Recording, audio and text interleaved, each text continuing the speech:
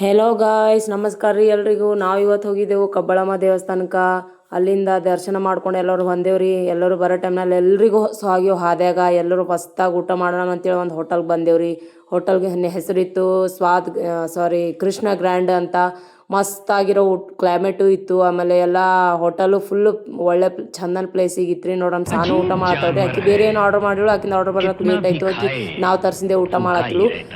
ಜಾಗ ಮಾತ್ರ ಮಸ್ತಾಗಿತ್ತು ರೀ. ನೋಡ್ರಿ ಎಷ್ಟು ಚಂದ ಇದ್ದಿನ ಜಾಗಕ್ಕೆ ಹೋಟೆಲ್ ಮಾಡ್ಯಾರ. ಅಡುಗೆನೂ ಮಸ್ತಾಗಿ ಕೊಟ್ಟರು. ನಾವು ಪ್ಯೂರ್ ವೆಜ್ಜು, ನಾನ್ ವೆಜ್ ತಿನ್ನಲ್ಲ.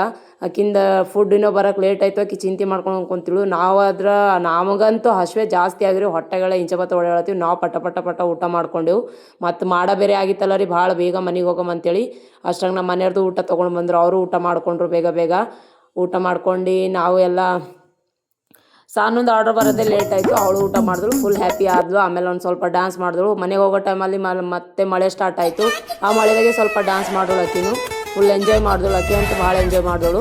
ಆಮೇಲೆ ಅವ್ರ ಕಾಕನ ಜೊತೆ ಸ್ವಲ್ಪ ರೋಡಲ್ಲೇ ಅಲ್ಲೇ ಒಂದು 2-5 ನಿಮಿಷ ಮಸ್ತಿ ಮಾಡೋಳು. ಆಕಿನೂ ಮಳೆ ಬರೋ ಟೈಮಲ್ಲಿ ಬೇಸ್ಟ್ ಬೇಡ ಅಂದರು ಮಳೇಲಿ ನೆನೆಸ್ಕೊಂಡಳು ಅವಳು.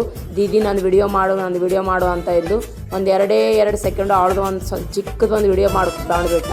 ನೋಡೋಕಿನ ವಿಡಿಯೋ ಫೋಟೋ ಅಂದರೆ ಭಾಳ ಇಷ್ಟ ಆಕಿ. ನಮ್ಮ ಅಕ್ಕನ ಮಗಳು ರೀತಿ. ಸೊ ನಂದು ಇವತ್ತಿಂದ ಇಷ್ಟಿತ್ತು ಚಿಕ್ಕ ಬ್ಲಾಗು. ದಯವಿಟ್ಟು ನಿಮ್ಗೆಲ್ರಿಗೂ ನನ್ನ ಬ್ಲಾಗ್ ಇಷ್ಟ ಆದರೆ ದಯವಿಟ್ಟು ಸಬ್ಸ್ಕ್ರೈಬ್ ಮಾಡ್ಕೊಳ್ಳಿ. ಮತ್ತೆ ಇವಾಗ ಬೆಂಗಳೂರು ಹೊರಟ್ವಿ. Thank you.